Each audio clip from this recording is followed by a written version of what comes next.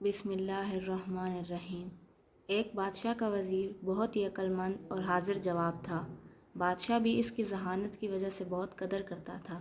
ایک دفعہ بادشاہ نے وزیر سے قومی خزانے کا حساب مانگا تو اس میں پورے 5000 دینار کا فرق آ رہا تھا۔ بادشاہ نے وزیر سے کہا کہ اتنی ساری رقم کہاں خرچ کی؟ وزیر نے بادشاہ سے کہا کہ آپ کی جلال کی قسم، میں نے اپنی ذات پر 1 دینار بھی خرچ نہیں کیا۔ اس دربار سے جو بھی مفلس خالی ہاتھ جاتا تھا میں ان کی چپکے سے مدد کر دیتا تھا۔ بادشاہ نے جب یہ سنا تو غصے سے پاگل ہو گیا اور وزیر سے کہا کہ تمہاری جرات کیسے ہوئی کہ میری اجازت کے بغیر میری رعایا میں خزانہ بانٹ دیا؟ میں تجھے سولی پر لٹکا دوں گا۔ بادشاہ نے اسے قید کر دیا، مگر رات کو سونے سے پہلے بادشاہ نے سوچا کہ وزیر کو قتل کر دینا غلط ہے، زیادہ سے زیادہ اسے وزارت سے خارج ہی کیا جا سکتا ہے۔ دوسرے دن بادشاہ نے وزیر سے کہا کہ میں تم سے 3 سوالات کروں گا، اگر تم نے سوالات کا ٹھیک ٹھیک جواب دیا تو میں تجھے معاف کر دوں گا اور تم وزارت پر قائم رہو گے، لیکن اگر تم جواب دینے میں ناکام رہے تو وزارت سے خارج کر دوں گا۔ میرے سوالات تمہاری ذہانت کی آزمائش کے لیے ہی ہوں گے۔ وزیر نے کہا کہ میں ہر قسم کی ذہنی آزمائش کے لیے تیار ہوں۔ بادشاہ نے کہا کہ میرا پہلا سوال یہ ہے کہ ایک آدمی نے دیکھا کہ اس کی بیوی نہر میں نہا رہی ہے۔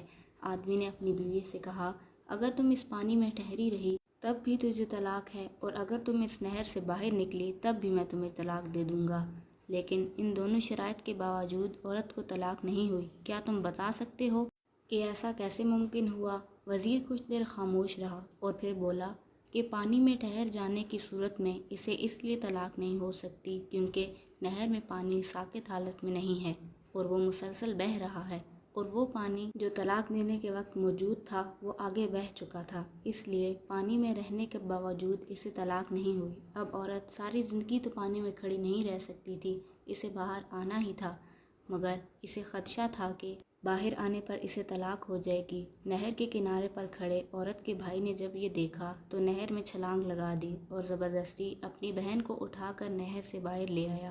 اب اس صورت میں بھی اسے طلاق نہیں ہوئی کیونکہ عورت اپنی مرضی سے نہر سے باہر نہیں آئی تھی۔ اس طرح نہر کے اندر یا باہر دونوں صورتوں میں اسے طلاق نہیں ہوگی۔ بادشاہ وزیر کے اس جواب سے کافی متاثر ہوا اور کہا کہ تم پہلے سوال کا جواب دینے میں کامیاب ہو گئے ہو۔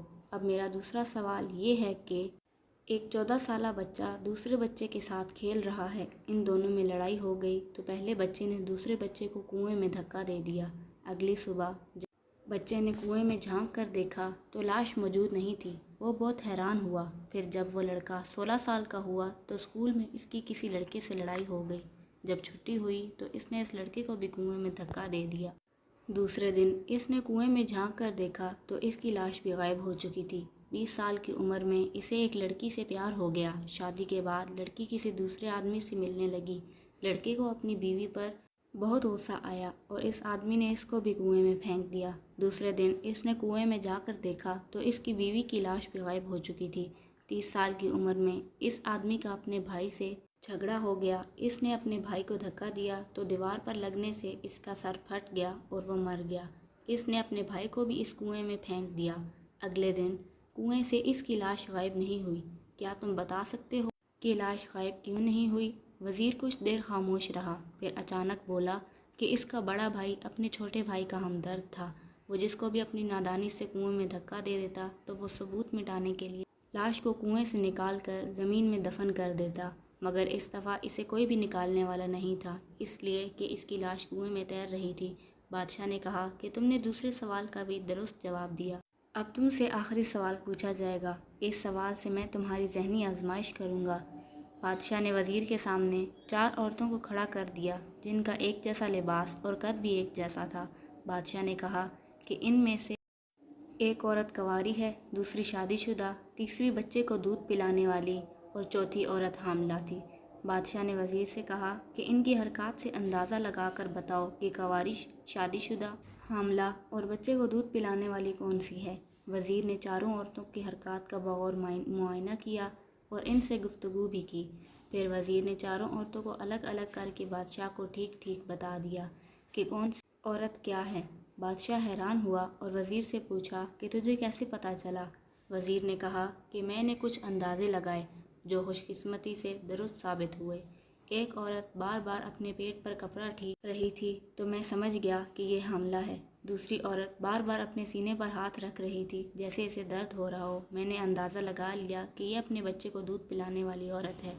تیسری عورت سے جب میں نے گفتگو کی تو وہ آنکھوں میں ہی آنکھیں ڈال کر بات کر رہی تھی تو مجھے لگا کہ یہ شادی شدہ عورت ہے، جبکہ چوتھی عورت سے جب میں نے گفتگو کی تو وہ نیچے دیکھ کر ہی مجھ سے بات کر رہی تھی تو مجھے لگا کہ یہ عورت مرد سے گفتگو کرنے کی عادی نہیں اور کنواری ہے۔